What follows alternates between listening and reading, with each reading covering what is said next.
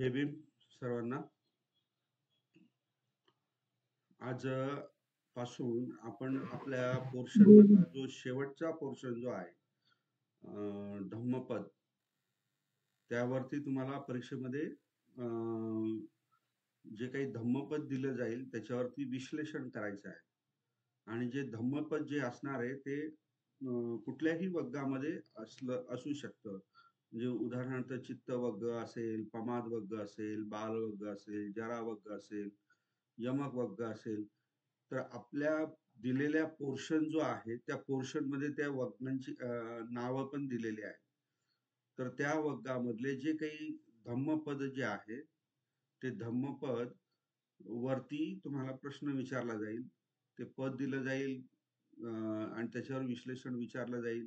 अशा पद्धतीचा हा प्रश्न राहील.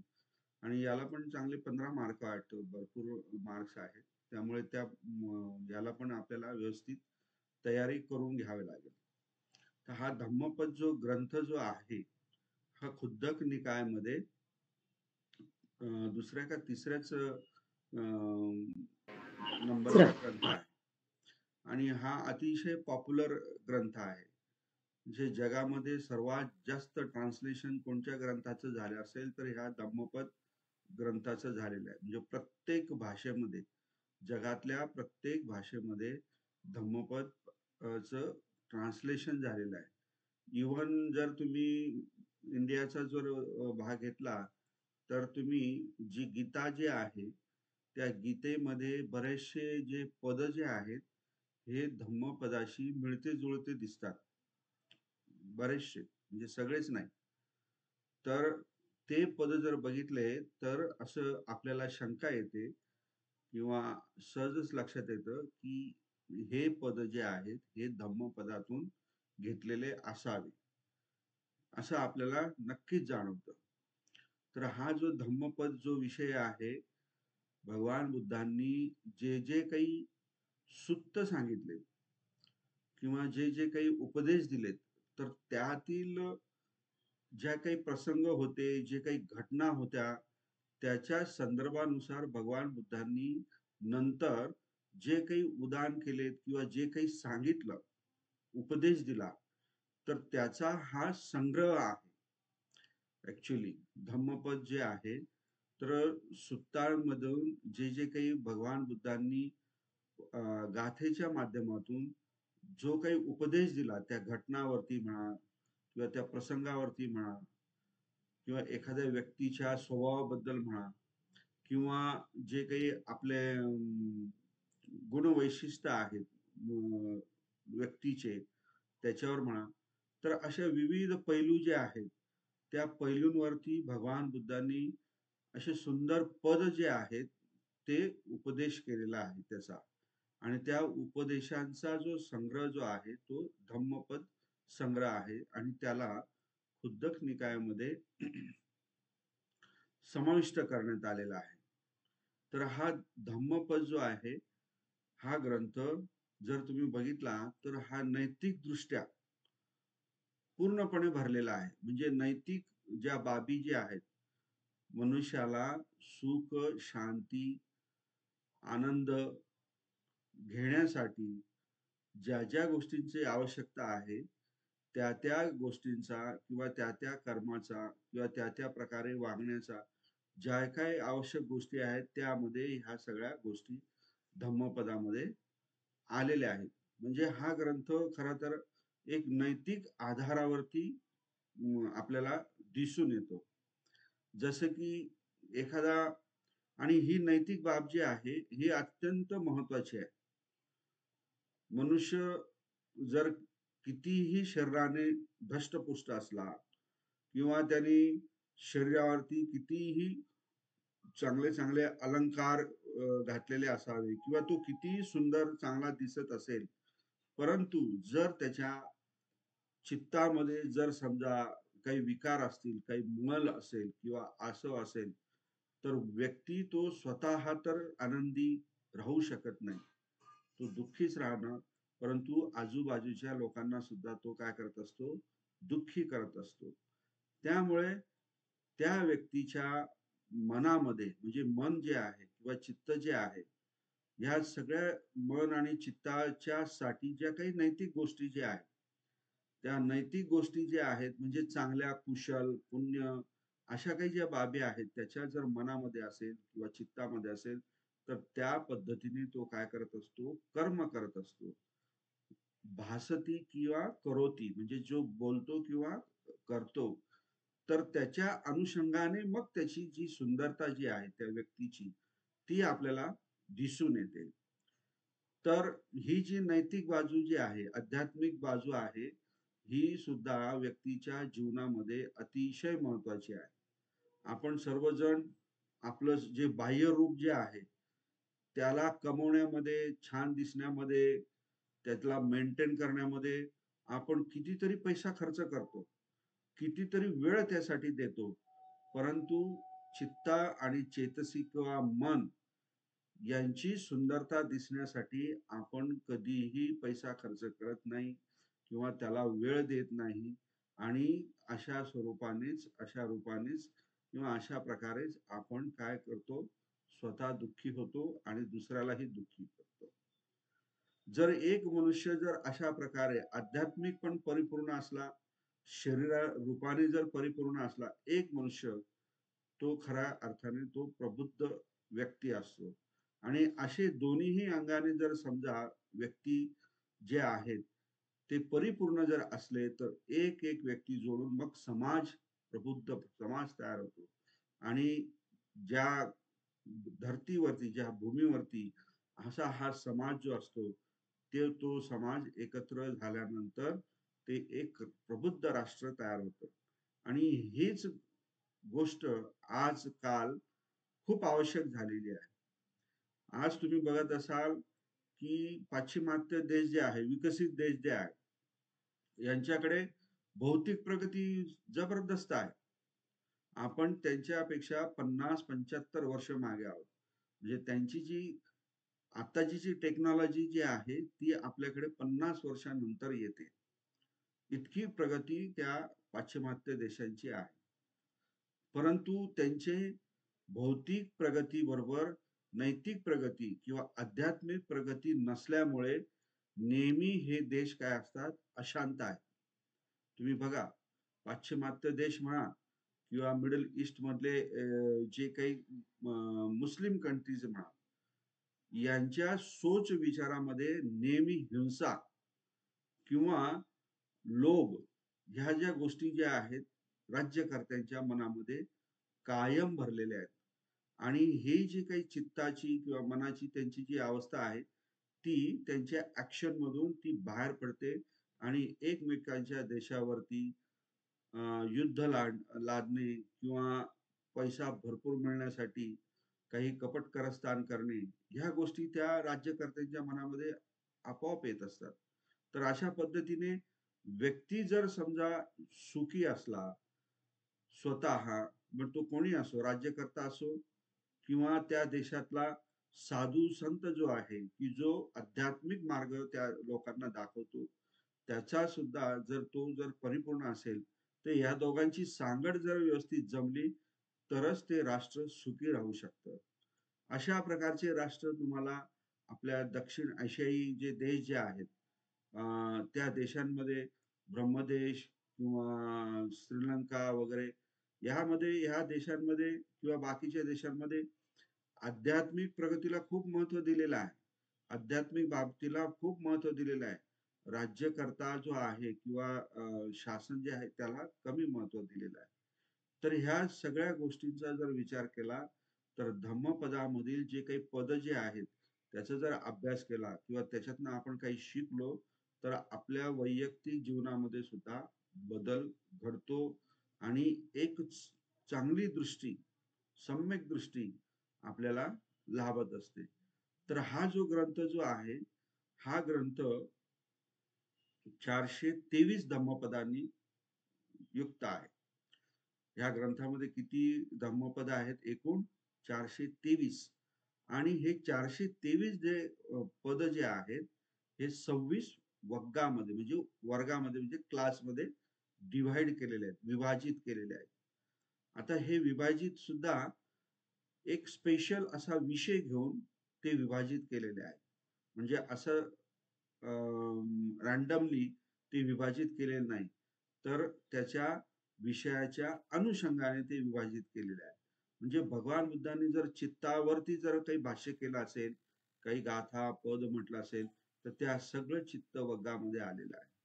अप्रमादच्या बाबतीमध्ये काही बोलले असतील किंवा देशना दिली असेल, उपदेश दिले असेल, तर हे सगळे जे गाथा किंवा पद जे आहे ते अप्रमाद वग्गामध्ये आहे. जरामध्ये मनुष्य जन्मापासून तर मरणापर्यंत कसा तो क्षीण होत जातो, जीर्ण होत जातो, त्याचे जे प्रत्यय जे आहेत ते सर्व भगवान बुद्धांनी त्यामध्ये दिलेले आहेत. यमक वग्गामध्ये एखादी गोष्ट चांगली आहे, परंतु दुसरी गोष्ट त्याच्या अगदी उलट कशी आहे, हे असे दोन दोनच्या माध्यमातून भगवान बुद्धांनी यमक वग्गामध्ये माहिती दिलेली आहे. तर असे बरेचसे वग्ग आहेत. म्हणजे लोकवग्ग आहे, बालवग्ग पण आहे. असे एकूण 26 वग्ग आहेत. तर त्यातील काही ठराविक वग्ग जे आहेत, त्या वग्गाचा आपल्याला या ठिकाणी अभ्यास करायचा आहे. म्हणजे आपल्याला परीक्षेसाठी ते आपल्या पोर्शनमध्ये नमूद केलेले आहे. तर त्यामधला सगळ्यात प्रथम जो वग्ग जो आहे, तो आहे यमक वग्ग. यमक म्हणजे काय? जोडी, दोन प्रकारचे. तर ह्या यमक वग्गामध्ये सगळ्यात जास्त पद आहेत. तिथे जवळजवळ 20 ते 25 पद आहेत. धम्मपद जे आहेत ते 20 ते 22 काहीतरी इतके पद आहेत. आणि खूपच छान माहिती ह्या पदांमध्ये आहे. तर हे जे पद जे आहेत ते एक एक पद आपण त्याचा अर्थ जो आहे ते बघणार आहोत. आणि हे पद कोणत्या प्रसंगाच्या अनुरूप, कोणत्या प्रसंगाच्या संदर्भाने, कोणत्या विषयाच्या संदर्भाने ते का म्हटलेलं आहे पद, त्याचा पण आपण थोडक्यात अभ्यास करू. म्हणजे तुम्हाला जर प्रसंग किंवा व्यक्ती किंवा त्याचा संदर्भ लक्षात राहिला, तर ते पद जे आहे ते तुमच्या चांगल्या लक्षात राहील. तर सर्वात पहिलं जे पद आहे, आधीचं स्टार्टचं पद, ते जे आहे मनावरती आहे. आता हे मन जे आहे हे खूप, म्हणजे काय म्हणतात त्याला, चंचल आहे, पकडण्यास असमर्थ असतो आपण, हे तर सगळ्यांना माहितीच आहे. परंतु ह्या मनाच्या माध्यमातून आपण जे काही कर्म करतो त्याच्याबद्दल ह्या यमक वग्गामध्ये पहिल्याच दोन पद जे आहेत त्याबद्दल भगवान बुद्धांनी सांगितलेलं आहे. आणि अतिशय मोठा सार ह्या ठिकाणी आहे. आपण जे वागतो, बोलतो, करतो, ते कशामुळे बोलतो, करतो, याचं जे काही गुपित जे आहे, बऱ्याच जणांना आपल्याला कळत नाही की आपण का बोलतो, कसं बोलतो, कुठून बोलतो, कशामुळे बोलतो किंवा काही कर्म करतो. तर ते त्याचं कारण काय आहे, त्याला त्याला फोर्स म्हणजे ते करण्यामागे कोणची शक्ती असते, त्याबद्दल भगवान बुद्धांनी ह्या धम्मपदामध्ये दिलेलं आहे. आणि ते धम्मपद जे आहे ते पहिलं कोणचं आहे? मनोपुब्बंगमा धम्मा मनोसेठा मनोमया मनसाचे पदुठ्ठेन, मनसाचे पदुठ्ठेन करोती वा भासती वा ततो न दुःखम अन्वेती चक्कं व वहतो पदम. आता हे जे पद जे आहे याच्यामध्ये काय म्हटलेलं आहे की मनोपुब्बंगमा धम्मा. आलं लक्षात? हे जे धम्म जे आहे, आता हे धम्म कोणचे? भगवान बुद्धांनी चैतसिक धम्म जे आहेत, म्हणजे काय, चैतसिकाच्या द्वारे उत्पन्न झालेले धर्म, तर ते कोणचे? शारीरिक, वाचिक आणि मानसिक. हे जे आहेत चैतसिक जे धर्म जे आहेत, मानसिक म्हणजे काय, चैतसिकच जे धर्म आहे, तर हे सर्वात आधी मनामध्ये उत्पन्न होतात. कोणतीही क्रिया करण्याच्या आधी तुमच्या तुमचे शारीरिक, नंतर चैतसिक आणि वाचिक हे जे धर्म जे असतात, हे धर्म म्हणजे काय, ह्या बाबी किंवा गोष्टी, ह्या कुठे उत्पन्न होत असतात? आधी मनामध्ये उत्पन्न होतात. म्हणून मनोपुग्गम्मा धम्मा म्हणजे मनामध्ये सगळ्यात आधी काय उत्पन्न होत असते? धर्म उत्पन्न होत असते. आणि त्यानंतर हे जे उत्पन्न झालेले धर्म जे आहेत ते सगळे मनोमय असतात आणि काय असतात? श्रेष्ठ असतात. म्हणजे तुमच्या मनामध्ये जे चैतसिक धम्म जे उत्पन्न झालेले असतात, की ह्या पद्धतीने ॲक्शन करायची आहे, ह्या पद्धतीने विचार करायचा आहे. तर ते आपलं मनोमय म्हणजेच काय, की तुम्ही जर स्टार्ट पासून तर एंड पर्यंत जरी गेलात, तर तुम्हाला तिथे त्याच पद्धतीचं मन दिसेल.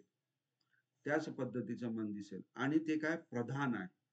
म्हणजे धम्म जे आहे, त्या धम्माच्या आधी हे सगळे काय मुख्य आहे, प्रधान आहे, श्रेष्ठ आहे. आणि त्याचबरोबर ते सगळे मनोमय म्हणजे सोनं जर आपण घेतलं तर सुरुवातीला जर कापलं तर तरीही ते सोनच दिसेल. मध्ये जर गेला मध्यांतरावर कापलं तरी सोनच दिसेल. शेवटपर्यंत जरी कापले तरी सोन्याचं बिस्किट म्हणा किंवा काय जे असेल, तुम्हाला आतून बाहेरून सगळं काय दिसेल ते सोनं दिसेल. कुठला धातू दिसणार नाही. तसं हे जे काही कर्म जे असतं आपलं, तर ते कर्म आपले पूर्ण मनोमय असतं. त्याच्यामध्ये मनाचा मोठा भाग म्हणजे मोठा म्हणण्यापेक्षा सर्व भाग त्याच्यामध्ये समाविष्ट असतो. म्हणून भगवान बुद्धांनी मनोपुब्बंगा धम्मा मनुसेट्टा मनोमया. मग असं जे काही हे जे आहे ते मनसाचे पदुठ्ठेन अशा मनाने जर समजा मनसाचे जर तुम्ही अशा मनाद्वारे पदुठ्ठेन म्हणजे प्रदोषित मनाने करोती वा भासती वा म्हणजे जे काही तुम्ही करतात किंवा बोलतात थोडक्यात काय सांगितलंय विकारयुक्त मनाने तुम्ही कोणतीही जरी गोष्ट केली विकारयुक्त मग त्यामध्ये राग लोभ आणि द्वेष आपला सॉरी राग म्हणजेच लोभ द्वेष आणि मोह ह्या तिन्ही गोष्टींनी युक्त जर समजा तुमचे बोलणं असेल किंवा तुमचेही कर्म असेल करोती म्हणजे काय कर्म चालत तर काय होतं भगवान बुद्धाने सांगितलंय ततो नंग म्हणजे त्यामुळे त्याला आलं लक्षात ततो नंग त्याला दुःखम अन्वेती म्हणजेच काय दुःख अन्वेती म्हणजेच काय त्याच्या मागे ते धावत असतं त्याच्यातनं काय दुःखच उत्पन्न होत असतं अन्वेती म्हणजे काय मागे धाव अनु आणि वह असा त्याचा काहीतरी विग्रह आहे तर ते त्यामागे धावत असतं आणि त्याची उपमा जी आहे भगवान बुद्धांनी कशाला दिलेली आहे चक्कम चक्कम इव वहतो पदम चक्कम इव म्हणजे चक्रासारखे ते धावत असतं तर कोणाच्या मागे वहतो पदम म्हणजे जो वाहून नेत असतो त्याच्या मागचे जे चक्र जे असतं चाक असतं की ते चाक जो ओढत असतो त्याच्या मागे मागेच ते चाक जात असतं चाक एका बाजूला आणि ओढणारा एका बाजूला असतो का तसं होऊ शकत नाही आणि त्याचं उदाहरण बेस्ट उदाहरण म्हणजे काय बैलगाडी तर ही बैलगाडीचं जे उदाहरण जे देतो आपण कारण काय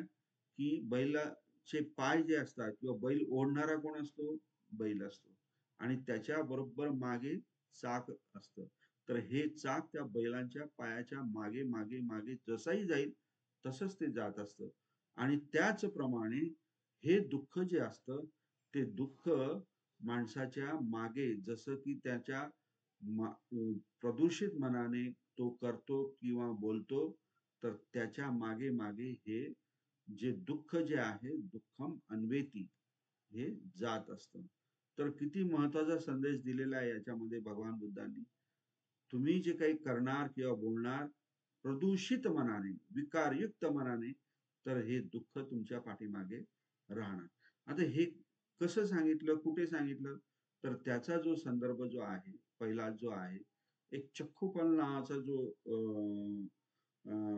आंधळा आहर्त होता आता तो आहर्त कसा झाला त्याची गोष्ट खूप मोठी आहे आहर्त कसे झाले ते त्याची गोष्ट खूप मोठी आहे तर हे जे चक्कूपाल जे आहर्त होते ते आंधळे असल्यामुळे ते चालताना त्यांच्या पायाखाली अनेक किडे मोकोडे जे काही चक्रमण करताना ते काय होतं, ते मरत होते किंवा ते नष्ट होत होते. तर काही भिक्खूंनी बघितलं की अशा अशा प्रकारचे काहीतरी घडतंय ह्या चक्कोपाल आहार्त भिक्खूंकडनं. तर त्यांनी भगवान बुद्धांना प्रश्न विचारला की अशा अशा प्रकारे चक्कुपाल तर आहार्त आहेत, मग त्यांच्याकडून तर अशा प्रकारची हत्या होते, किडे मोकडे चालताना त्यांना कळत नाही, तर मग हे कसं काय, आहार्त व्यक्ती तर हत्या करत नाही. मग त्यावरती भगवान बुद्धांनी काय सांगितलं की आहार्त जे असतात, आहार्त असतात त्यांची जी चेतना जी असते, त्यांच्या चेतनेमध्ये कुठल्याही प्रकारच्या हत्या करण्याचा कोणताही हेतू नसतो. ती चेतनाच नसते. त्यांच्या मनामध्ये हत्या करण्याची चेतनाच नसते. परंतु म्हणजे ती चेतना नसल्यामुळे त्यांच्याकडनं जरी काही अशा प्रकारची जी काही घटना घडलेली असते, त्याला हत्या म्हणत नाही. म्हणजेच काय, की हे जे आहार्त असतात ते कुठल्याही प्रकारे पदुठ्ठेन मनाने, म्हणजे काय, प्रदूषित मनाने कुठलेही बोलत नाही किंवा करत नाही. तर अशा अनुषंगाने म्हणजे हिंसा चेतनेच्या विरहित जे काही त्या आहार्त भिक्खूंकडनं जे काही घडत असेल किंवा काय होत असेल, तर ते त्यांना लागू पडत नाही. म्हणून भगवान बुद्धांनी हे प्रदूषित जे मन जे आहे ते आहार्ताचं नसतं किंवा चक्कुपाल भिक्षूचं नाही, म्हणून त्यांना कुठल्याही प्रकारचं दुःख जे आहे ते त्यांच्या मागे येऊ शकत नाही किंवा ते होऊ शकत नाही. अशा प्रकारचं भगवान बुद्धांनी त्या भिक्षूंनी विचारलेल्या प्रश्नावरती उत्तर दिलेलं आहे. तर हे जे काही चेतना जी असते, ती चेतना जी असते ती हत्या करण्याची कोणत्याही भिक्खूंच्या, आपलं आहार्त भिक्खूंमध्ये नसते. कारण काय, पाप आणि पुण्य कर्म, पाप आणि पुण्य कर्म करण्याचा जो शेवटचा जो घटक जो आहे, म्हणजे ज्याच्यामुळे हे घडतं तो काय आहे, तो चित्तच आहे, मनच आहे. आणि त्या मनामध्ये जर समजा अशा प्रकारची हत्या करण्याची चेतना नसेल, तर त्यामध्ये कुठल्याही प्रकारचं त्यांच्याकडनं वाईट गोष्टी घडते, हत्या होते, असं होत नाही, असं भगवान बुद्धांनी त्या ठिकाणी सांगितलेलं आहे. आता हे यमक वग्गा आहे. म्हणजे आता प्रदूषित मनाने जर करोती वा भासती वा असं म्हटले, तर मग प्रसन्न मनाने जर समजा एखादी गोष्ट जर केली, करोती वा भासती वा, तर मग काय घडतं, हे सुद्धा पॉझिटिव्ह आणि निगेटिव्हच्या पद्धतीने भगवान बुद्धांनी सांगितलेलं आहे. मग त्या ठिकाणी भगवान बुद्ध म्हणतात, मनोपुब्बंगा धम्मा, मनोसेट्टा मनोमया, माणसाचे, आता इथे काय येईल, प्रसन्नेन, म्हणजेच काय, प्रसन्न मनाने, करोती वा भासती वा, ततो न, म्हणजे त्यासाठी सुखम अन्वेती, आधी काय होतं, दुःख येत होतं, आता काय, सुखम अन्वेती, छाया इव, इव म्हणजे काय, त्यासारखा, त्याप्रमाणे, अनपायीन, म्हणजेच काय, ज्याच्या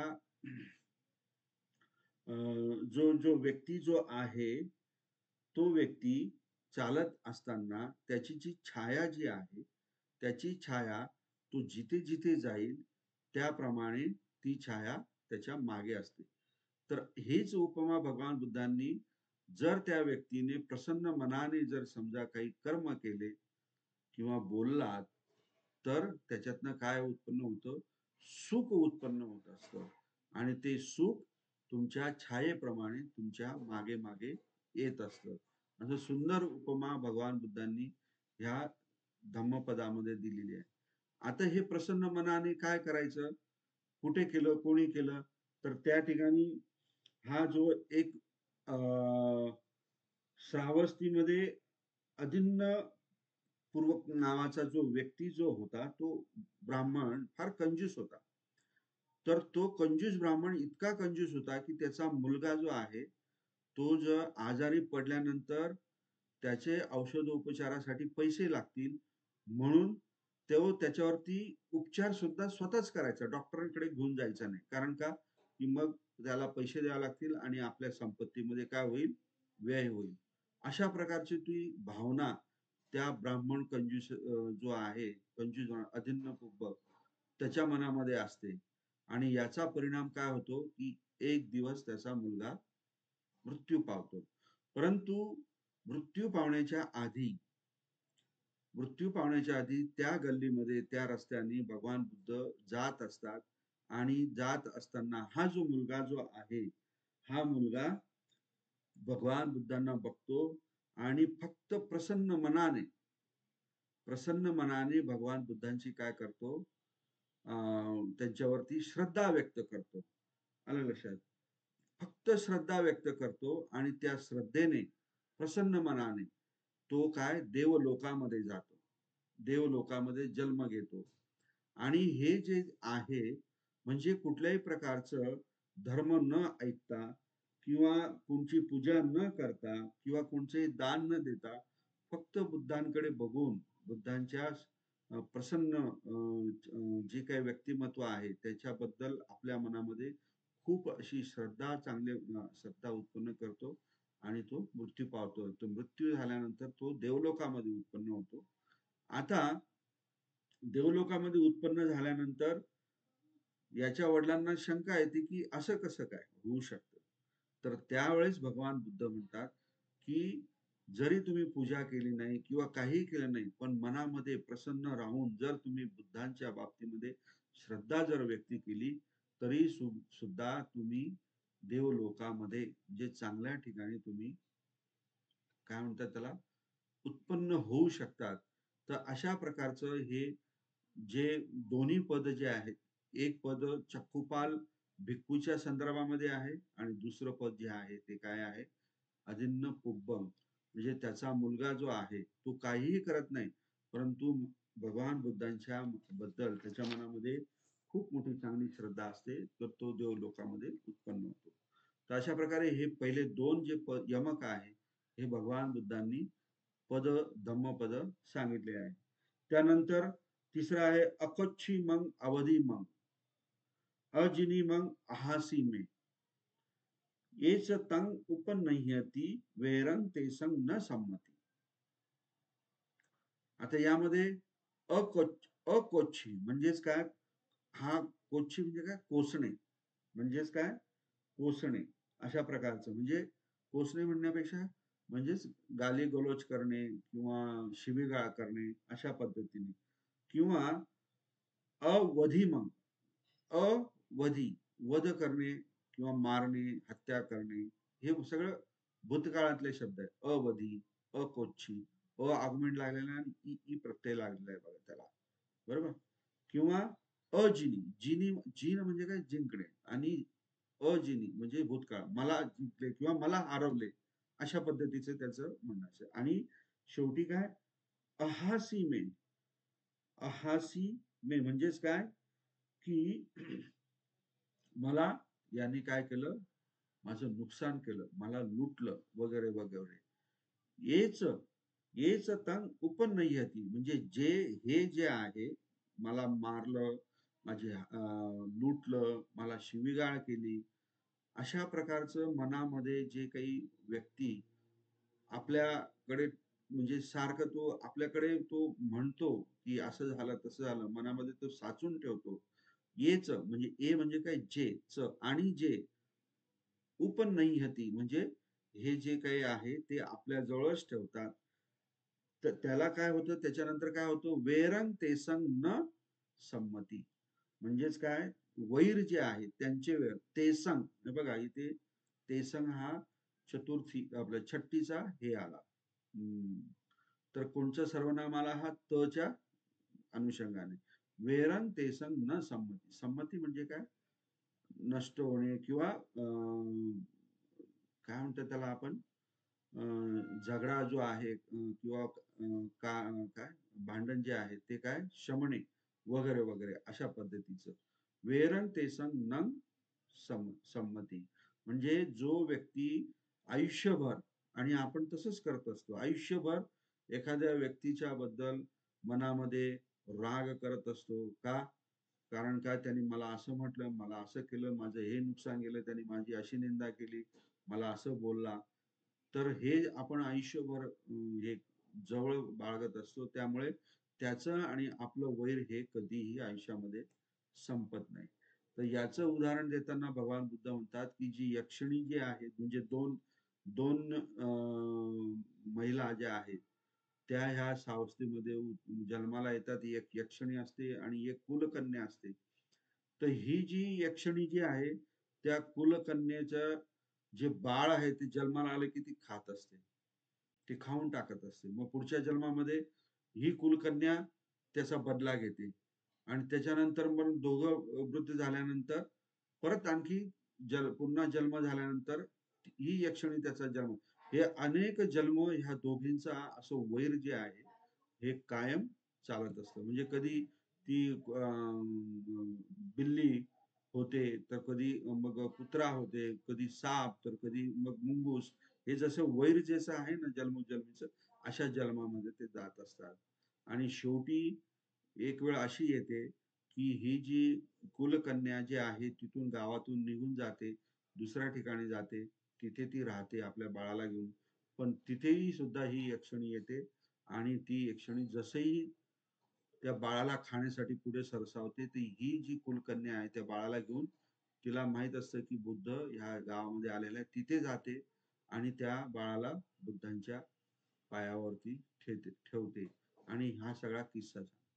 तर त्यावेळेस त्या यक्षिणीला भगवान बुद्ध बोलून मग सांगतात, की ह्या अशा प्रकारच्या वागण्याने तुमचं हे जे वैर जे आहे, हे जन्मोजन्मी चालतच राहणार. तर हे वैर जे आहे तुम्ही आता काय करा, नष्ट करा. आणि ते ऐकल्यानंतर ती यक्षिणीच्या मध्ये बदल होतो आणि ती त्या बाळाला घेऊन छान प्रकारे खेळत बसते किंवा त्याच्याबरोबर प्रेम करते. तर अशा पद्धतीने भगवान बुद्धांनी या दोन ज्या व्यक्ती ज्या आहेत, म्हणजे यक्षिणी आणि कुलकन्या, यांचं वैर कसं वर्षानुवर्ष पिढ्यानपिढ्या चालू होतं, त्याच्यावरती हे धम्मपद भगवान बुद्धांनी सांगितलेलं आहे. आणि त्याच प्रकारे हे जे एक उजवी बाजू सांगितली, तीच एक डावी बाजू सांगितलेली. ती कोणची?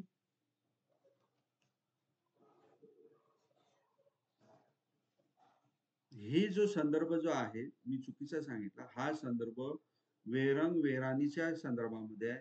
परंतु हा जो अकोच्छी आणि अहासी में हे जे पद जे आहे, ते जे पद जे आहे ते थुल्ली तिस्स नावाचा जो भगवान बुद्धांचा चुलत भाऊ जो होता, तो अगदी वृद्ध झाल्यानंतर तो भिक्षू झालेला होता. म्हणजे तो वृद्ध वयाने मोठा होता. परंतु मग ज्या ठिकाणी हा असायचा त्या ठिकाणी जे काही नवीन भिक्खू यायचे किंवा पाहुणे म्हणून भिक्खू यायचे, तर त्यांना तो काय पाहिजे तसा मान सन्मान देत नव्हता. तर त्यामुळे हे आगंतुक भिक्खू जे आहे, त्या भिक्खूला म्हणजे त्या भगवान बुद्धांचा जो चुलत भाऊ जो होता चचराबाई, तर त्याला ते रागवायचे किंवा समजून सांगायचे किंवा ते बोलायचे त्याला. आणि त्यामुळे तो दुःखी व्हायचा आणि तेच घेऊन, तेच भांडण घेऊन किंवा तेच मनामध्ये घेऊन तो भगवान बुद्धांकडे गेला. तर भगवान बुद्धांनी, त्याला असं वाटलं की भगवान बुद्ध ह्या बाकीच्या भिक्खूंना बोलतील, परंतु तसं न होता भगवान बुद्धांनी त्यालाच त्या भिक्खूंची काय माफी मागायला लावली किंवा त्यालाच भगवान बुद्धांनी रागवले. परंतु एवढं केल्यानंतरही तो भिक्खू जो आहे तो काय, त्यांनी माफी मागितली नाही. तर भगवान बुद्ध म्हणतात की हा जसा आज वागतो आहे, तसाच पूर्वीच्या जन्मांमध्ये सुद्धा हा अशाच पद्धतीने वागत होता. म्हणून हे आतापर्यंत याचे जे आचरण जे आहे, याच पद्धतीने चालू आहे. तर हा संदर्भ जो आहे, हा जो थुल्ली तिस्स जो भगवान बुद्धांचा चचेरा भाई त्याच्या संदर्भात, म्हणजे अकोच्छी मग अवधी मग अजिनी मग आहासी में एस तंग उपनयंती वेरंग तेसंग न संमती. तर अशा प्रकारे आणि एच तंग न उपनयती, म्हणजे जे व्यक्ती जे आहेत हे अशा प्रकारे त्यांनी मला मारलं वगैरे वगैरे त्याच्याबद्दलचा जो काही भाव जो आहे तो जवळ बाळगत नाही, मनामध्ये ठेवत नाही. हा, तर त्यांचं काय वेरंग तेसंग काय उपसंमती म्हणजेच काय, त्यांचं जे काही मनातलं जे काही भांडण जे आहे ते काय होतं, नष्ट होतं. तर अशा पद्धतीने भगवान बुद्धांनी हे दोन पद जे आहेत त्याबद्दल सांगितलेले आहे.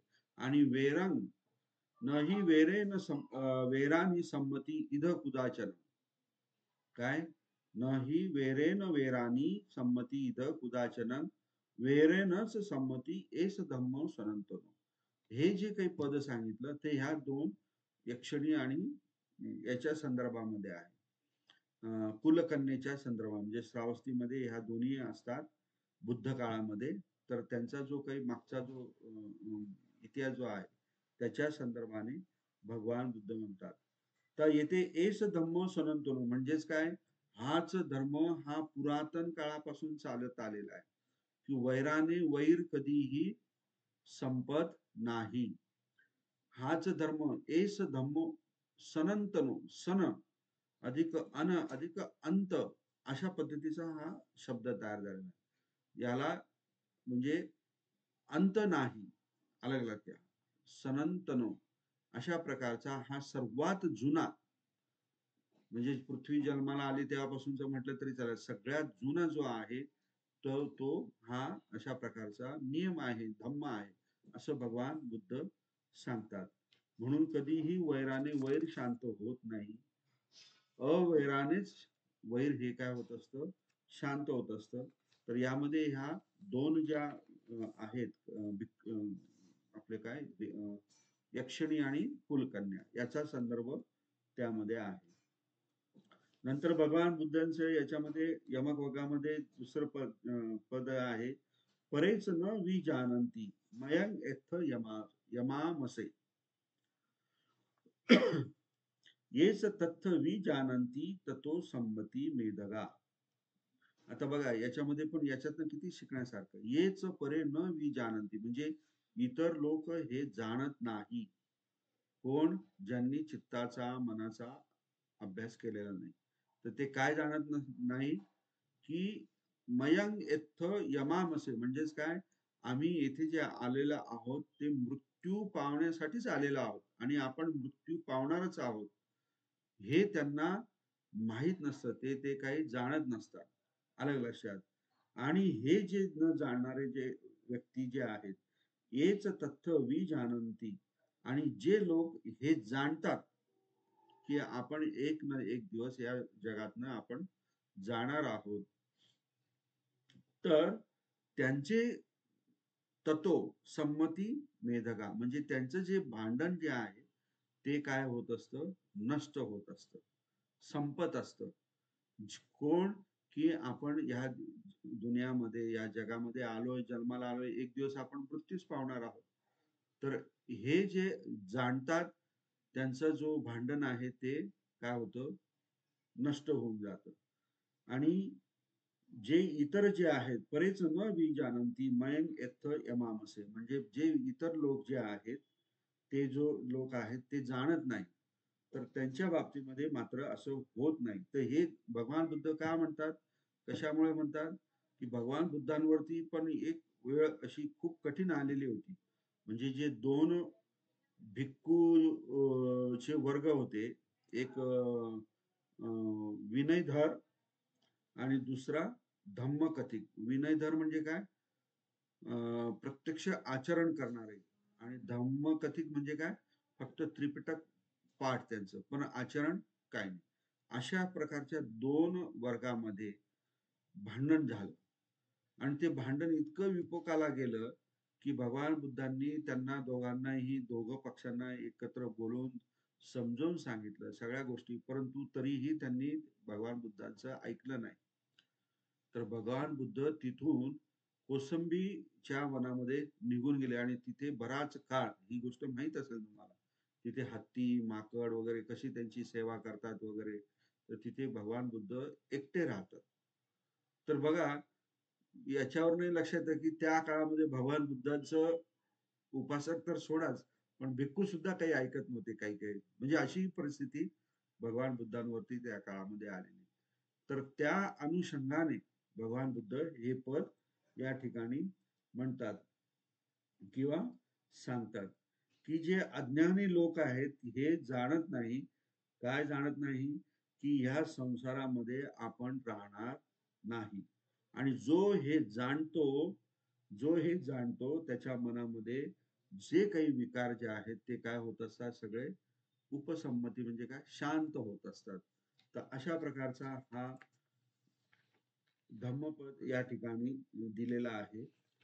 आणि त्यानंतर जे पुढचं जे आहे, शुभ अनुपस्सिंग विहरंतं इंद्रियेषु असंयुतं भोजनमी च मत्तन्यू कुसितं हीन वीर्यं तं वे पसहती मारो वातो रुक्खं व दुर्बलं.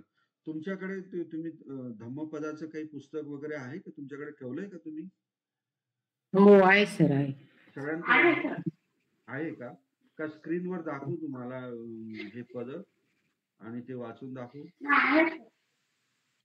आहे सर. दाखवलंच बरोबर. हा, ठीक आहे ठीक आहे. नाहीतर मी वाचणार पण तुम्हाला ते कळणार नाही असं नको आहे ना. तर हे जे शुभ अनुपस्सिंग म्हणजे काय, सब कुछ आलबेल आहे, म्हणजे काही चिंता नाही, पुण्य करा पाप करा काही फरक पडत नाही. शुभ अनुपस्सिंग आलं लक्षात. म्हणजे जो व्यक्ती सगळं काही ठीक आहे चांगलं आहे असं करत फिरत असतो, विहरंता त्याला काय, किंवा इंद्रियेसु असंयुतं म्हणजे आपले जे काही इंद्रिय आहेत, जे काही 5 इंद्रिय सांगितले 16 येतं ना, त्याच्यामध्ये त्याच्यावरती त्याचा कंट्रोल नाही, असंयुतं. भोजनमीच मत्तन्यू, अमत्तन्यू म्हणजेच काय, भोजनामध्ये पण पाहिजे तेवढं जेवण करायचं, बाकीची चिंता करायची नाही. म्हणजे मात्रा जी आहे, मत्तन्यू म्हणजे काय, मात्रा जाणणारा. आता भोजनमी मत्तन्यू म्हणजे काय, अमत्तन्यू म्हणजे भोजनामध्ये किती खायचं त्याची मात्रा न जाणणारा. कुसितन म्हणजेच काय, आळशी, आळशी व्यक्ती. किंवा हीनवीर्य म्हणजे काय, प्रयत्न न करणारा. वीर्य म्हणजे काय, शौर्य, पण ते हीन म्हणजे कमी. आलं लक्षात. असा जो व्यक्ती जो आहे त्याची काय हालत होते, तंगवे पसहती. काय, तंगवे पसहती मारो म्हणजेच काय, की मार जो आहे त्या व्यक्तीला काय करत असतो, पीडित करत असतो. मार म्हणजे काय, वाईट प्रवृत्ती. म्हणजे तो हा जो मार असतो तो प्रत्येक व्यक्तीला वाईटच गोष्ट करायला सांगत असतो, की तो वाईटच गोष्टकडे तो नेत असतो. असा हा मार प्रत्येकाच्या शरीरामध्ये आहे, चित्तामध्ये आहे. आणि हाच जास्त प्रभावी आहे, म्हणूनच सगळीकडे दुःख आहे. त्यालाच, त्या वाईट वृत्तीला, त्या वाईट प्रवृत्तीला बाहेर न काढण्यासाठी लोक प्रयत्न करत नाही, त्यामुळेच सगळ्या जगामध्ये दुःख आहे. असा जो मार जो आहे अशा व्यक्तींना काय करत असतो, उद्ध्वस्त करत असतो. त्याचं आयुष्य काय करत असतो, म्हणजे नष्ट करत असतो. कसं करतो त्याची उपमा मग भगवान बुद्धांनी दिली आहे. वातो वृक्षम व दुर्बलम. जसा काही वारा जो असतो, वादळ असतं, जे काही दुर्बल वृक्ष जो असतो त्या वाऱ्याने काय होतं, ते कोलमडतं, जमिनीवर पडतं किंवा ते नष्ट होतं. तर अशा पद्धतीने हा जो मार जो आहे तो मार कोणाला उद्ध्वस्त करत असतो, जो व्यक्ती जो असतो, जो की सब कुछ अच्छा आहे, त्याच्या इंद्रियावरती कोणचं कंट्रोल नसतो, संयम नसतो, भोजनावरती कंट्रोल नसतो, अशा व्यक्तीला हा वाईट प्रवृत्तीचा जो भाग जो आहे आपल्या चित्तामध्ये, तो काय करत असतो, नष्ट करत असतो. तर अशा पद्धतीने भगवान बुद्ध हे जे पद जे आहे ते पद आपल्याला सांगत असतात. तर याच्यामध्ये भगवान बुद्ध श्रावस्तीमध्ये जे काही चूलकाल आणि महाकाल नावाचे 2 व्यापारी राहत होते, आणि हे दोन्हीही भगवान बुद्धांच्या जवळ जाऊन प्रवर्जित होतात. आणि हा जो महाकाल जो आहे तो मोठा परिश्रम घेऊन तो आहार्त बनतो, परंतु जो चूल काल जो आहे तो भिक्षू होऊनही काय करतो, तो आपल्या गृहस्थासारखाच तो राहत असतो. म्हणजे काम करत असतो, विचार करत असतो आणि आपला समय वेळ जो आहे तो काय करत असतो? घालवत असतो. ही सूचना ज्यावेळेस भगवान बुद्धांना इतर भिक्खू सांगतात, की अशा-अशा प्रकारे तो चूळ काल जो भिक्खू आहे, तो राहत आहे. तर त्याच्या अनुषंगाने भगवान बुद्ध हे पद म्हणत असतात. म्हणजे तो काय सब कुछ अच्छा है, खायचं-प्यायचं एकदम ओके. असे अजूनही लोक आहेत ना, भरपूर आहेत. आज काय आहे ते फक्त बस खाओ, पिओ, ऐश करो. अशा पद्धतीचे लोक अजूनही आहेत. शेवटी मग त्यांचं काय होतं? त्यांच्यातला जो मार जो आहे, तो त्यांना काय करत असतो? नष्ट करत असतो. आणि त्याच्याही विरोधामध्ये म्हणजे त्याची उलट बाजू जी आहे, भगवान बुद्ध म्हणतात, अशुभ अनुपस्सिम विहरंतम इंद्रियेषु सुसंवतं सुसंवतं भोजनम्मी मत्तन्यू सद्धं आरद्ध वीर्यं तं वे न पसहती. आलं लक्षात. आता इथे कोण न वे तं वे न पसहती मारो, म्हणजे या ठिकाणी जो मार जो आहे त्या व्यक्तीला पीडित करत नाही. का? की कारण तो काय जो आहे तो कोणत्याही गोष्टीमध्ये अशुभ बघत असतो. आता अशुभ म्हणजे काय? की होणारे वाईट परिणाम जे आहे हे त्याला कळत असतात. कोणतीही गोष्ट जे त्यावेळेस व्यक्ती करतो, एक जर तुम्ही सुद्धा जर स्वतःला जर सवय लावली, जे काही आपण करणार आहोत, जे काही आपण निर्णय घेणार आहोत, ते करत असताना, ते निर्णय घेत असताना किंवा मनामध्ये तशा ते भावना आलेली असताना किंवा करत असताना याचे काय परिणाम होणार आहेत, चांगले परिणाम होणार आहेत का वाईट परिणाम होणार आहेत, हे जर तुम्ही चांगल्या पद्धतीने जर शिकलात किंवा ते अवगत केलं, तर मात्र तुम्हाला हा तुमच्या मनातला जो काही वाईट प्रवृत्ती जी आहे, मार जो आहे, तो तुम्हाला पीडित करू शकत नाही. तुमचं आयुष्य काय नष्ट करू शकत नाही. जसं की भगवान बुद्धांनी मग त्याची उपमा दिली, की पहाड जो असतो, त्याला हा जो वारा जो असतो, तो थोडा सुद्धा कंपित करू शकत नाही. त्याला थोडा सुद्धा तो कंपित करू शकत नाही. अशा पद्धतीने भगवान बुद्ध जे आहेत, ते जे व्यक्ती ज्यांच्या मनामध्ये विकारग्रस्त असतात, त्यांच्याबद्दल बोलतात. नंतर भगवान बुद्ध आणखी पुढे बघा, हा तर फार महत्वाचं पद आहे. हे भिक्खूंच्या संदर्भामध्ये आहे. तर भिक्खूंच्या संदर्भामध्ये भगवान बुद्ध काय म्हणतात? अनिक्कसावो कासावं यो वत्थं परिदहिस्सति अपेतो दमसच्चेन न सो कासावं आहारती. म्हणजे अनिक्कसाव म्हणजे जो व्यक्ती जो आहे तो जे विकाराने युक्त, त्यांनी विकार सोडलेला नाही, म्हणजे विकार रहित नाही, असा व्यक्ती अनिक्कसाव. त्याच्यामध्ये त्याच्या मनामध्ये सगळ्या प्रकारचे काय जे आहेत इम्प्युरिटीज आहेत, म्हणजे काय आहे दूषितपणा आहे, विकार आहे, मल आहे, आश्रव आहे, असा व्यक्ती जो आहे. कासावं म्हणजेच काय? काशाय, काशाय वस्त्र. कासावं यो वत्थं म्हणजे जो काशाय वस्त्र परिदहिस्सति म्हणजे तो परिधान करतो किंवा ग्रहण करत असतो. जो ज्याच्या मनामध्ये विकार आहे, सगळं काही आहे आणि असा व्यक्ती जर समजा काशाय वस्त्र जर परिधान करत असेल, आणखी काय अपेतो दमसच्छेद म्हणजेच काय? की तो जे संयम जे आहे किंवा सत्य आहे त्याच्याने तो काय अपेतो म्हणजे तो दूर गेलेला नाही. आलं लक्षात. तर तो कोण? न सो कासावं अहरती म्हणजे हे जे कासावीं वस्त्र जे आहे त्याला तो डिझर्व करत नाही, म्हणजे पात्र होत नाही. अहरत म्हणजेच काय? पात्र होणे. आपण जे अहर्ता म्हणतो ना, त्या पद्धतीने. अहरंत होणे म्हणजे काय? निब्बाणाला जाणारा जो व्यक्ती जो आहे, तो निब्बाणाला जायला तो पात्र झाला, अरहंत झाला. अशा पद्धतीचा त्याचा आपण अर्थ घेऊ शकतो. तर भगवान बुद्ध हे सांगतात, की जे काषाय वस्त्र कोण घेत असतं? भिक्खूच घेत असतात. परंतु अनेक, आता मी भिक्खूंची निंदा करत नाही, परंतु अनेक असे भिक्खू जे आहेत, की त्यांच्या चित्तामध्ये सगळ्या प्रकारचे विकार असतात. पण हे असल्यामुळे ते हे जे काषाय वस्त्र जे आहे ते परिधान करण्याचा त्यांना कोणताही अधिकार नाही किंवा त्यांची ती पात्रता नाही. अशा पद्धतीने भगवान बुद्ध बोलतात. तर हे कशाच्या अनुषंगाने बोलतात? हे देवदत्ताच्या अनुषंगाने बोलतात भगवान बुद्ध. म्हणजेच काय?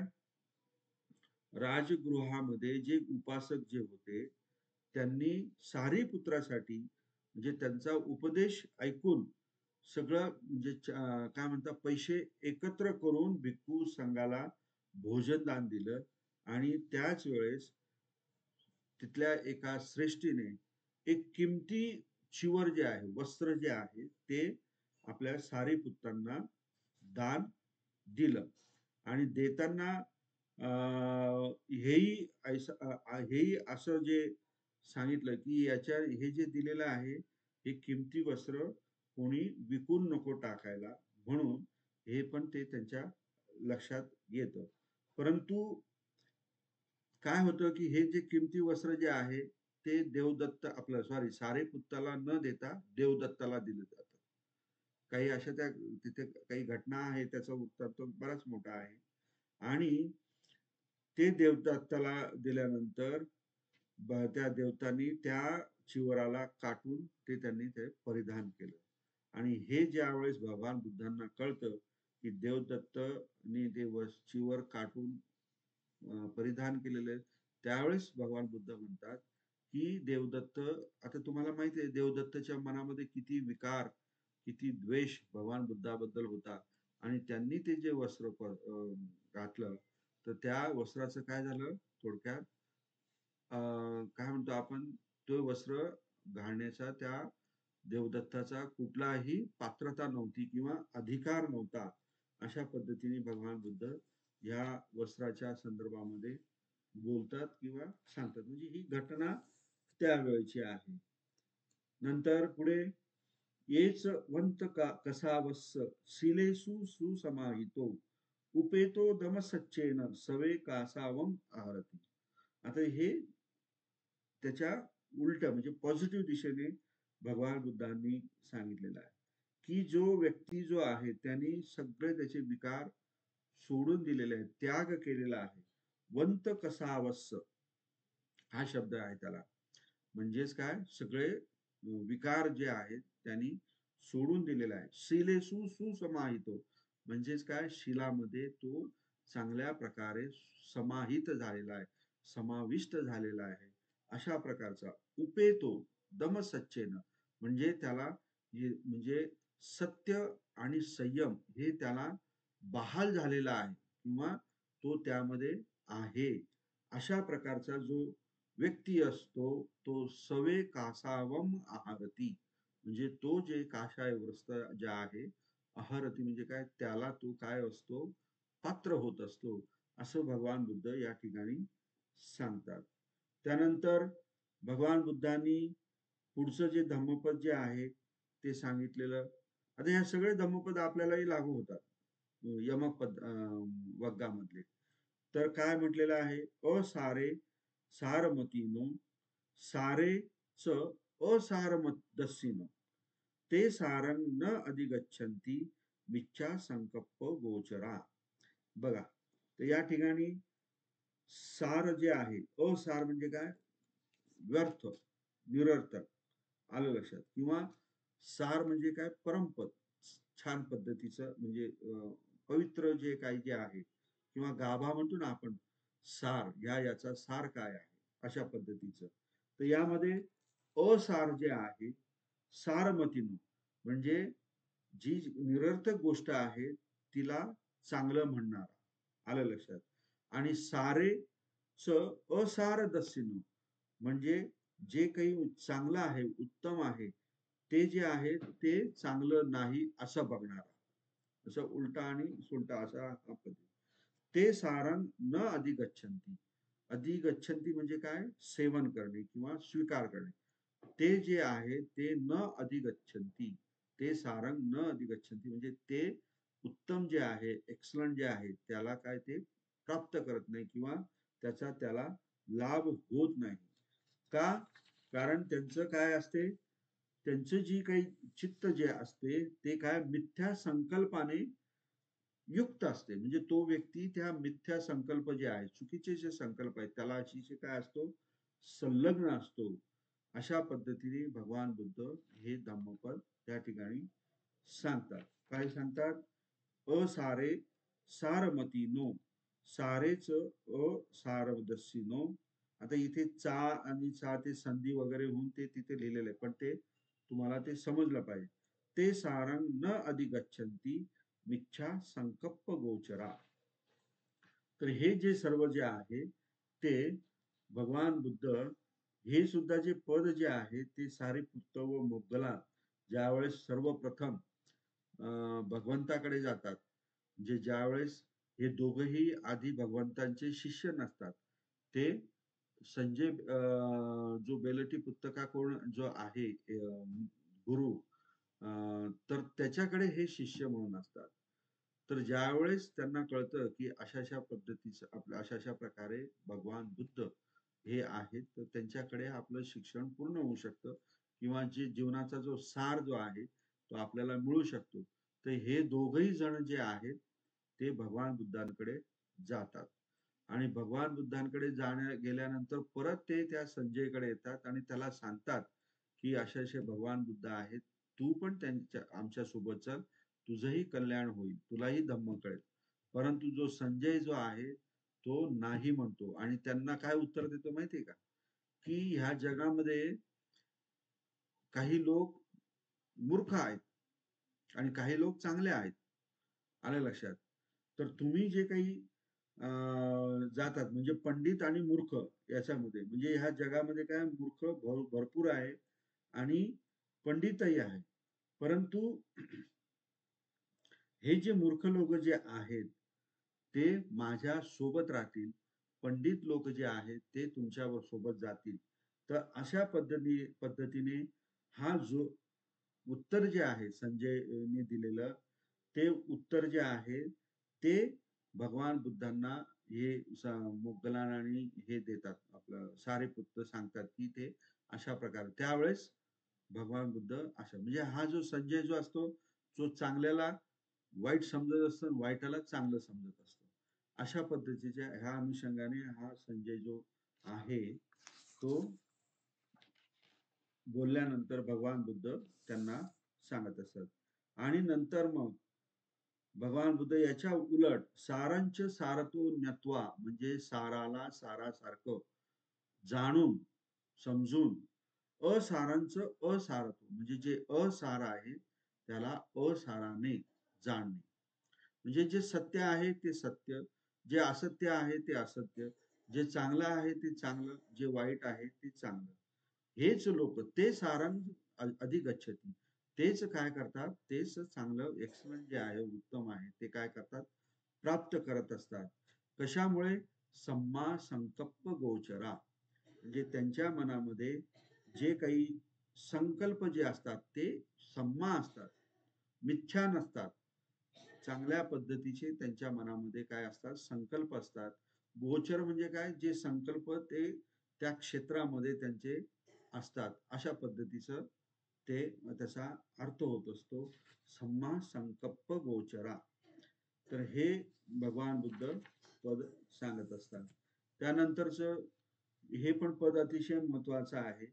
यथागारं दुच्छन्नं उठ्ठी समती विज्जती एवं अभावितं चित्तं रागो समती विज्जती.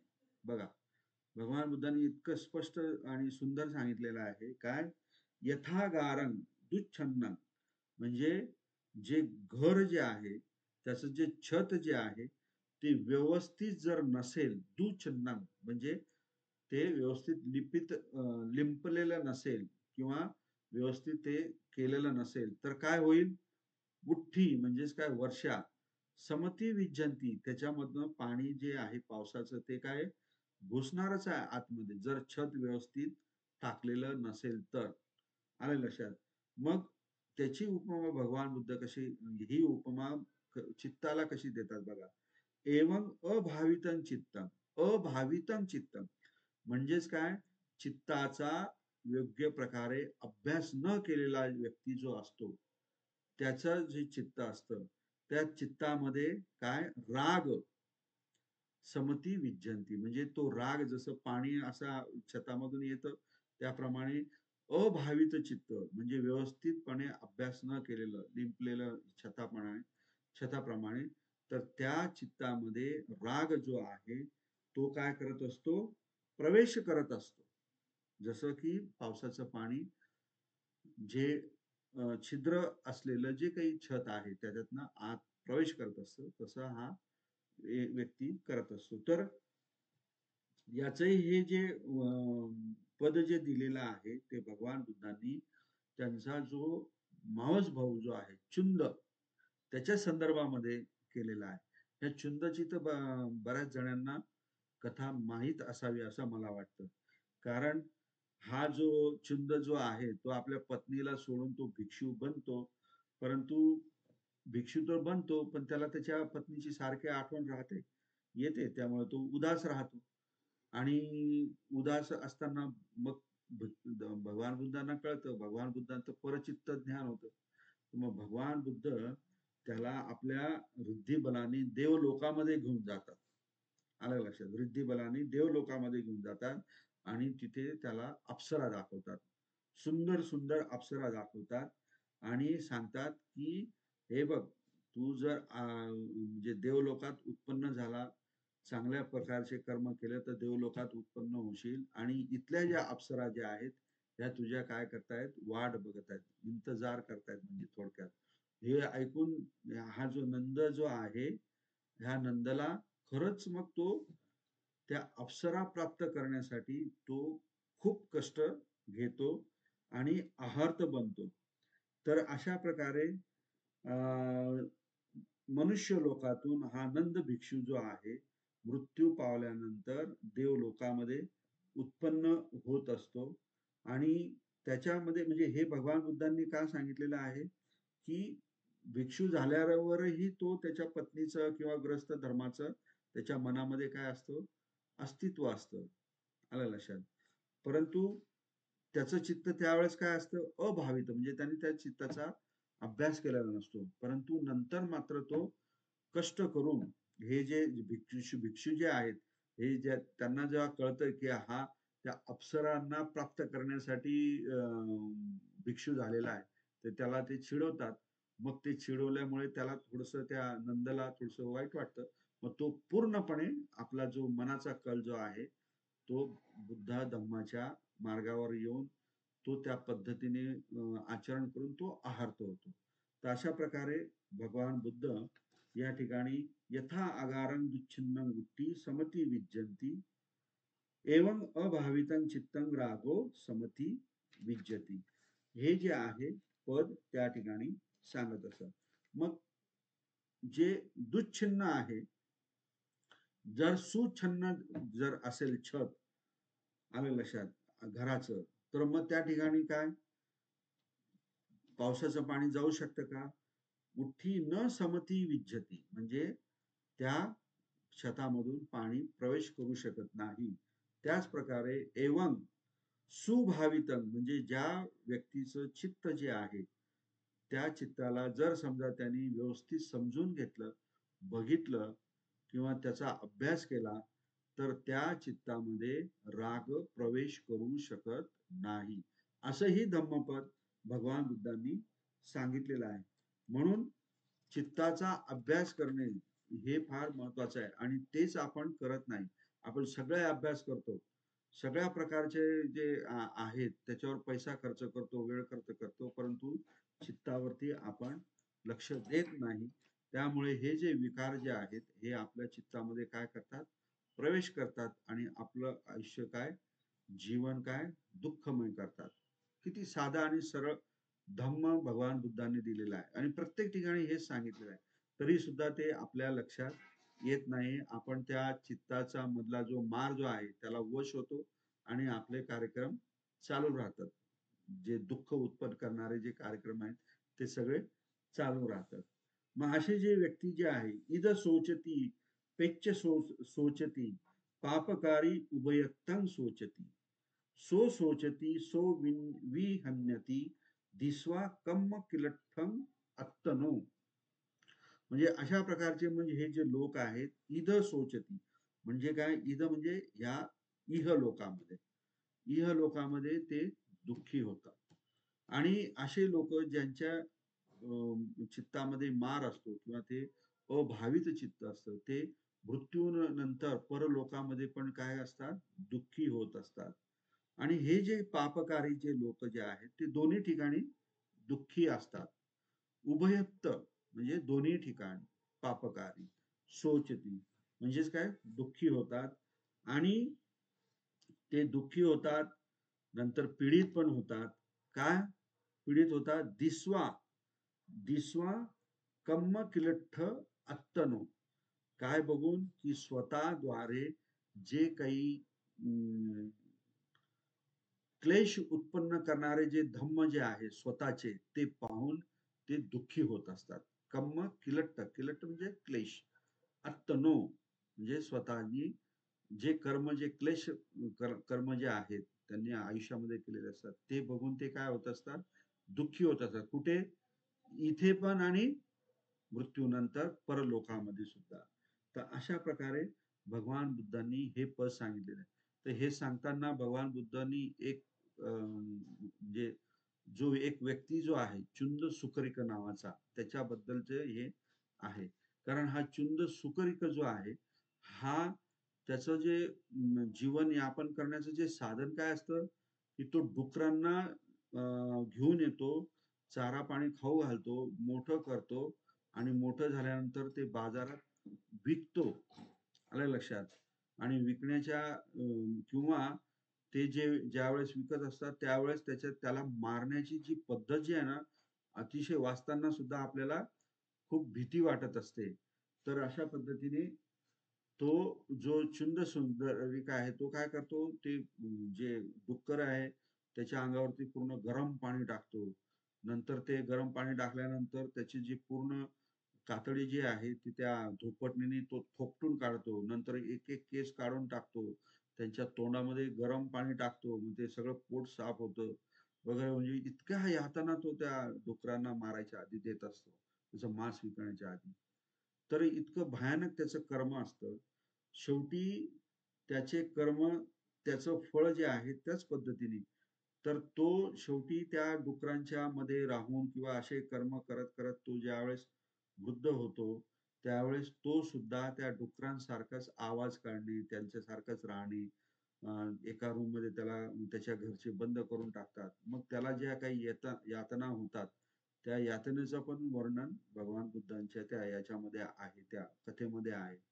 तर जसे कर्म तसे त्याचे फळ, याच्या अनुषंगाने हे त्याचं स्वतःचं जे कर्म जे आहे ते पाहून त्याला शेवटी मृत्यूच्या जवळ येताना खूप प्रकारचे त्याला काय होत असतात? यातना होत असतात.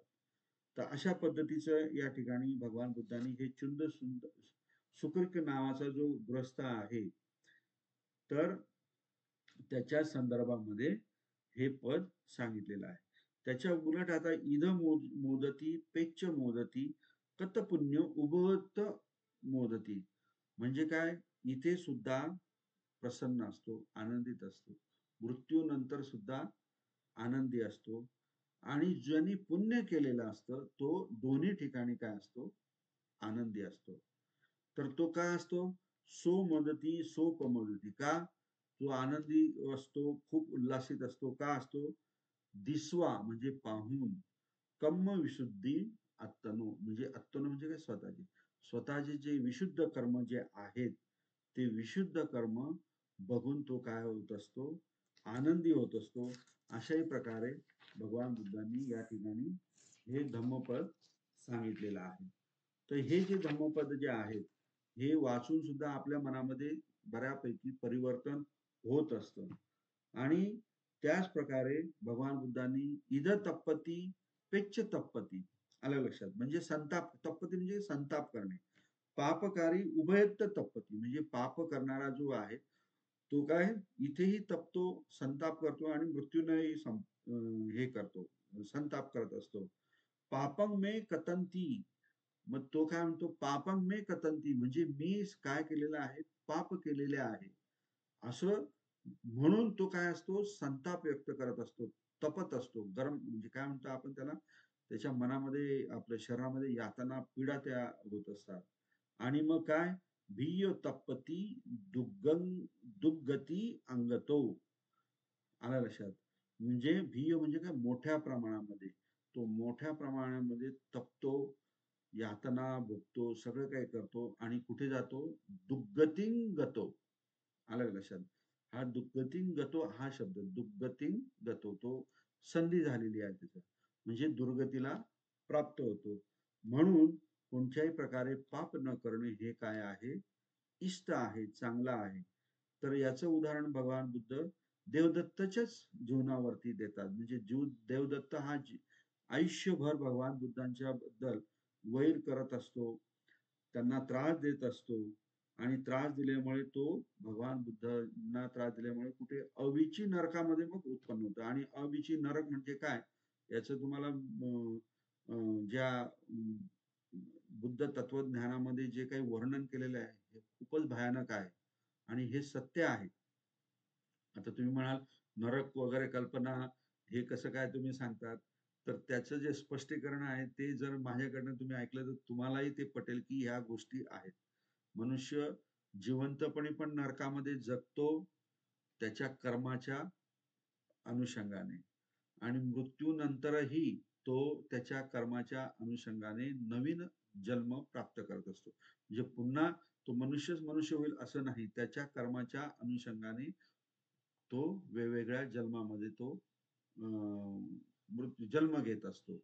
आलं लक्षात. हे आता थोडस मी तुम्हाला आयडिया दिली या या धम्मपदाच्या अनुषंगाने. तर देवदत्ताच्या अनुषंगाने भगवान बुद्धांनी हे म्हटलेलं आहे. आणि त्याच्या उलट इद नंदती पेच्च नंद, पेच्च म्हणजे काय, परलोक, मृत्यूनंतर. इद म्हणजे काय, इहलोक, ह्या लोकामध्ये म्हणजे जिवंत असताना. इद नंदती, नंदती म्हणजे काय, आनंदित होणे. इद नंदती पेच्च नंदती कत पुण्यो, म्हणजे ज्याने पुण्य केलेलं आहे. उभयत्त नंदती म्हणजे ज्याने पुण्य केलेलं आहे तो दोन्ही ठिकाणी काय असतो, आनंदित असतो. कशामुळे असतो, काय, पुण्यं मे कथंती, कारण मी काय केलेलं आहे, पुण्य केलेलं आहे, अशा अर्थाने तो विचार करत असतो किंवा असतो, त्याच्यामुळे त्याला आनंद होत असतो. आणि भिय्यो नंदती सुगतिंगतो, मग हाच व्यक्ती प्रसन्न उल्हासित हा कुठे जात असतो, सुगतीला जात असतो. सुगती म्हणजे काय, आता मग त्याच्यामध्ये जे काही लोक संकल्पना आहे चांगल्या पद्धतीने त्याच्या लोक संकल्पना ज्या आहेत त्या कळाल्यानंतर कळलं आपल्याला की नेमकं कोणत्या लोकांमध्ये गेलं तर सुगती प्राप्त होत असते. आता हा विषय नंतरचा हा फार मोठा आहे, तोही एखाद्या दिवशी तुम्हाला सांगेल. त्यानंतर भगवान बुद्ध जे आहेत ते फार महत्वाचं सांगतात. असे लोक आपल्याला भरपूर मिळतील. कसे, बहुंपीचे सहितं भासमान न तक्करो होती नरोपमत्तो, गोपो व गावो व गणयन परेसंग न भागवा सामान्यस्य होती.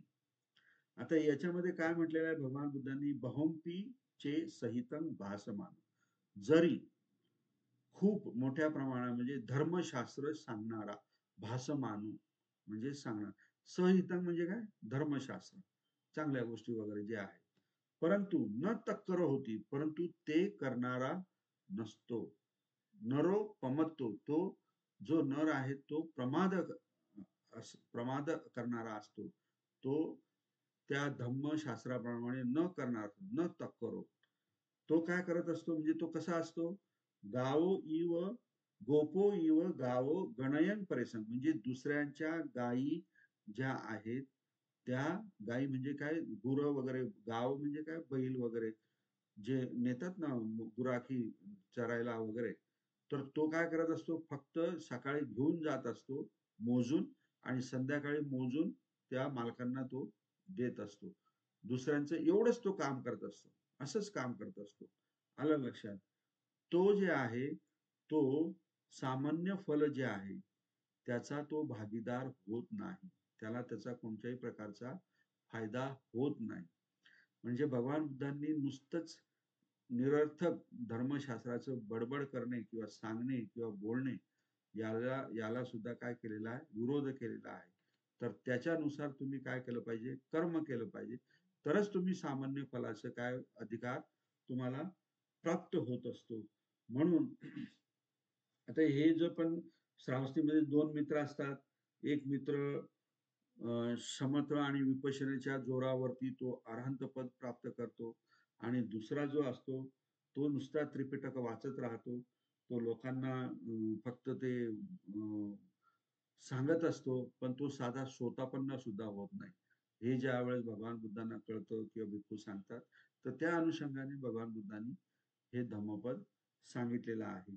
आणि त्याच्या उलट जे आहे, कसं सांगितलं, "अपंपीचे सहितं भासमान."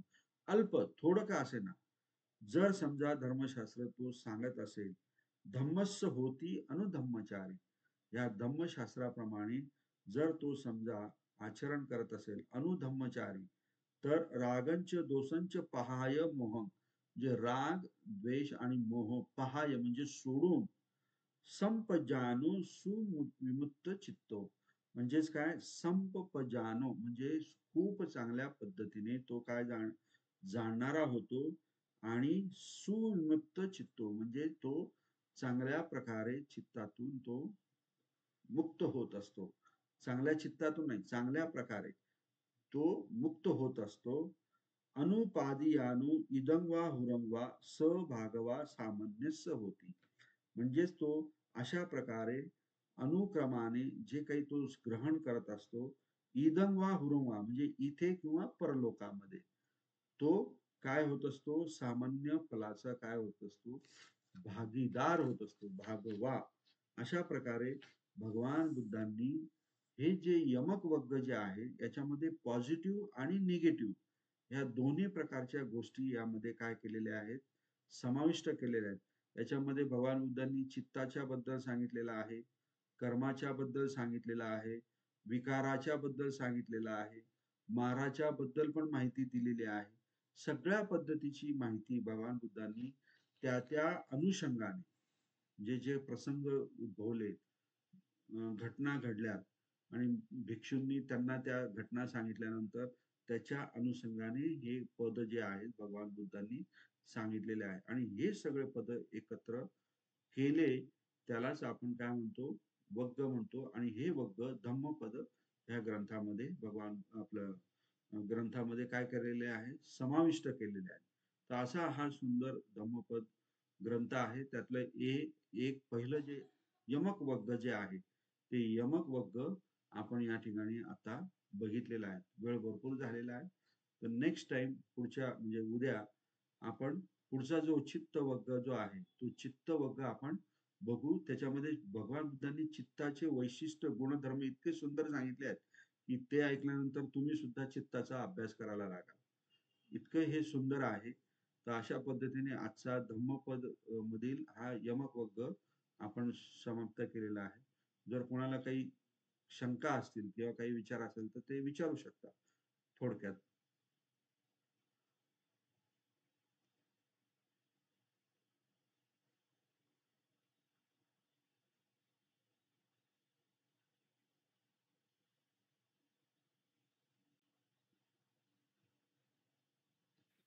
पद विचार